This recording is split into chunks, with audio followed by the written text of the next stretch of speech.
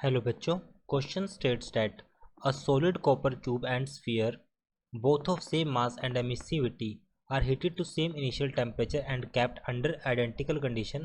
What is the ratio of their initial rate of fall of temperature? So first key concept for this question. तो सबसे पहले हम इस question के की कंसेप्ट की बात करेंगे। तो जैसा कि हम जानते हैं कि जो हमारे पास fall in temperature that is dt by with respect to time, change in temperature with respect to time is directly proportional to area. वो एरिया के डायरेक्टली प्रोपोर्शनल होगा। बिकॉज क्वेश्चन में हमें एमिसिविटी ई एंड मास हमें क्या given है, question में दोनों की वैल्यू कांस्टेंट गिवन है। जैसा कि हम जानते हैं सॉलिड क्यूब है, हमारे पास एक स्फीयर है, दोनों का मास सेम है and emissivity are heated to same initial temperature kept under identical condition. What is the ratio of their initial rate of fall in temperature?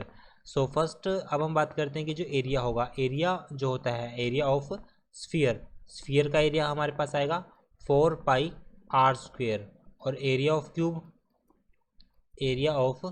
Cube that will be equal to a cube. Since mass is same, यहाँ पे हमारे पास जो mass of sphere और mass of cube दोनों का equal है। We know mass by volume equal to density. अब दोनों का मटेरियल हमारे पास सेम है।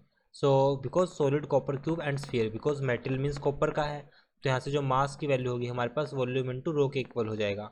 तो अब इसी पॉइंट को देख के हम देखते हैं कि जो mass will be equal to volume into density. Volume क्या होगा हमारे पास 4/3 pi r cube into density, और ये हो जाएगा हमारे पास 4/3 पाई आर सेकेंड जो मास ऑफ ये हमारे पास किसके लिए, स्फीयर के लिए है, और इसके लिए वॉल्यूम हो जाएगा हमारे पास ए क्यूब इंटू रो से रो कैंसिल, तो हमारे पास यहाँ पर रेशो बनेगी a/r क्यूब इक्वल्स टू 4/3 पाई, ये वैल्यू आ जाएगी हमारे पास। सो a/r का whole cube and this value is 4/3 pi होगा। अब हमें निकालना है ratio of their initial rate of fall in temperature. So ratio of rate in fall in temperature, it means using Newton's law of cooling. So this value will be, यहाँ से अगर solve करें तो a/r की जो ratio होगी वो आएगी हमारे पास 4/3 pi raise to power 1/3। Now using Newton's law of cooling, rate of change of temperature that is capital D with respect to small t will be directly proportional to area. So first के लिए dt by small t for sphere and this value for this for cube. हमें find out करनी है ratio of their initial rate of temperature, means cube and sphere के respect में, but हमने यहाँ पे sphere with respect to copper use किया है।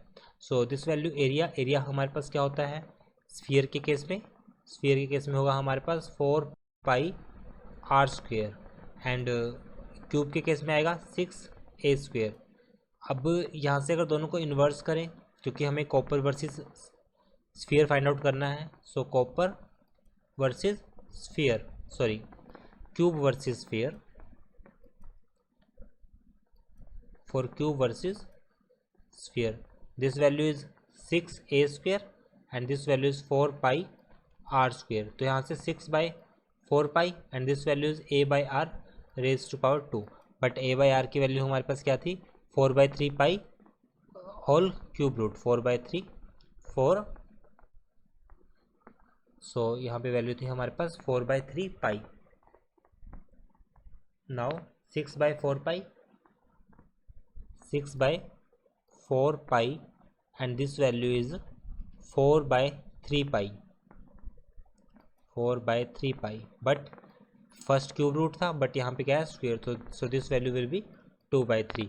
सो it will be our final answer. I hope solution is understandable. Thank you.